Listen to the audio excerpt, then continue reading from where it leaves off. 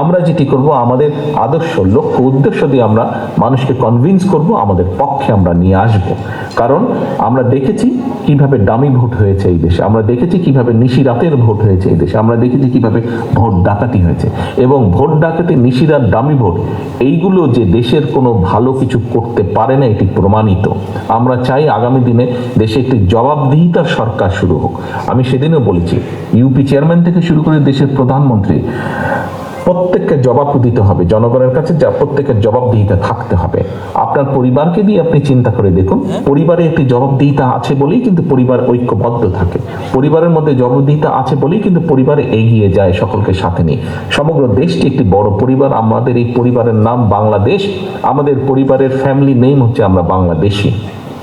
কাজী প্রিয় সহকর্মীবৃন্দ, আমি শুধু আজকে কুমিল্লা বিভাগের নেতাকর্মীদের উদ্দেশ্যে কথাটি বলছি না, আমি সমগ্র বাংলাদেশে ছড়িয়ে ছিটিয়ে থাকা আমার লক্ষ কোটি নেতাকর্মীর উদ্দেশ্যে কথাটি বলতে চাই। যেহেতু আপনারা বলছেন দেশের মানুষ বিএনপির উপর আস্থা রাখে, আসুন, বহু সময় নষ্ট হয়েছে, স্বৈরাচার অনেক কিছু ধ্বংস করে দিয়ে গেছে, এই দেশটাকে তারা ধ্বংস করে দিয়ে গেছে, এই দেশের মানুষের ভবিষ্যৎ তারা ধ্বংস করে দিতে চেয়েছিল। কাঠ ও পিভিসি ম্যাটেরিয়ালের সংমিশ্রণে তৈরি আধুনিক আরএফএল উডিডো, কাঠের চেয়েও কঠোর।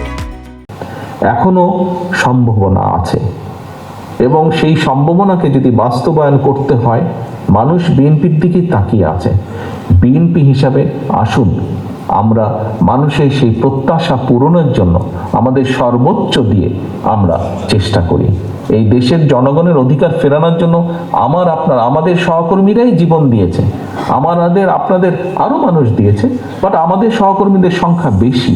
আমরা যে মানুষগুলো গুম হয়েছে, খুন হয়েছে, অত্যাচারিত হয়েছে, নির্যাতিত হয়েছে, আমরা রাজনৈতিক দল হিসেবে যদি বিবেচনা করি, দেখা যাবে আমাদের নেতাকর্মীর সংখ্যাই সবচেয়ে বেশি।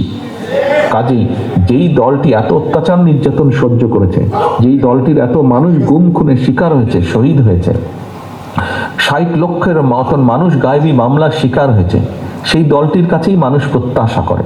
সেই দলটিরও উচিত সেই প্রত্যাশা পূরণের জন্য নিজেদেরকে প্রস্তুত করা। শুধু নিজের কথা ভাবলে হবে না, আসুন আমরা দেশ এবং মানুষের কথা ভাবি।